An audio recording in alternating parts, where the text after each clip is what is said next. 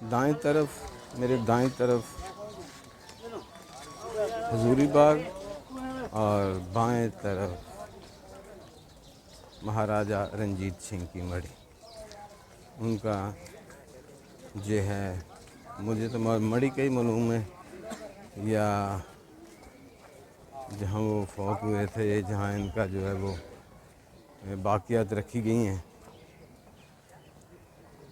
मुझे बस वही याद है। तो ये वाला महाराजा रंजीत सिंह के हाथा से ये वाला हिस्सा उनसे मुंसलिक है। और जब महाराजा रंजीत सिंह इस एरिए का इलाके का हुक्मरान बना तो यहीं से फिर वो बाहर निकल के इधर अपना शाही किला के अंदर अपना दरबार जो है वो सजाया करता था, और उसी तरह उस दरबार को उसने आबाद रखा। पहले हुक्मरानों ने उसको आबाद रखा था, लेकिन उस वक्त तो चंद उनके प्यादे सिपाही थे। आज सारा माहौल ही जो है वो मुख्तलिफ है।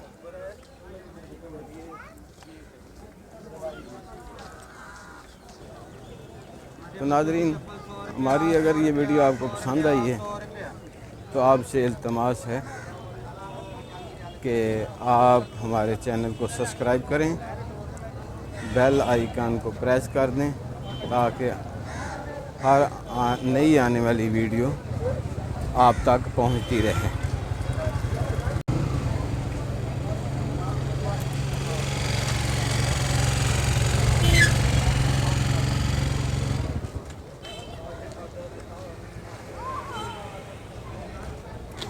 जी सरदार वीरो, और बड़ा दिल करदा सी महाराजा रंजीत सिंह दे अंदर देखने नूं जन्म इन्हां दा गुरुद्वारे दे अंदर जाण नूं, लेकिन अंदर सिक्योरिटी वाले बेलिया ने कहा कि भाई इत्थे कंस्ट्रक्शन का काम भी जारी है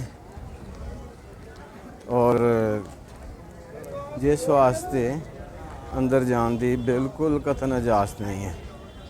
तो मैं तो क्या असी अंदर दे जावांगे ते अंदर जाके अपने सरदार वीर नूं दिखावांगे, मिलांगे।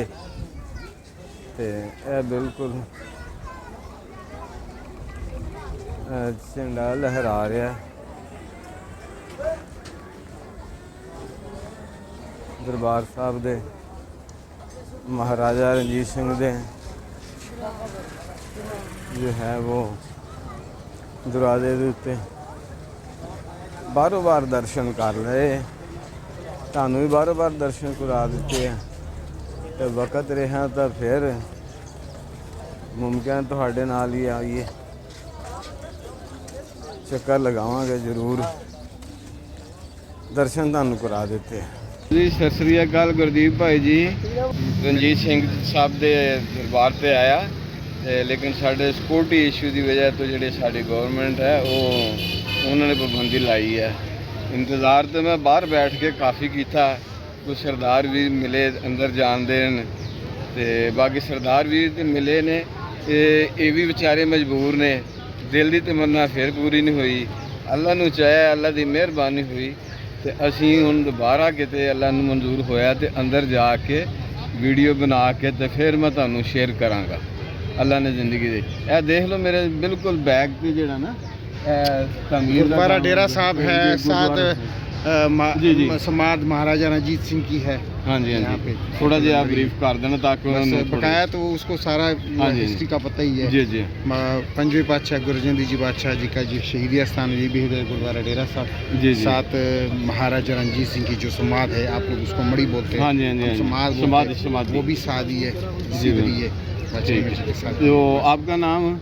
मेरा नाम जसविंदर सिंह है। जसविंदर सिंह। जसविंदर सिंह लाहौर किसी जगह पे रहते हैं? Lahore PIS society. PIS society. चलो बहुत बहुत शुक्रिया। बहुत बहुत शुक्रिया। ओके।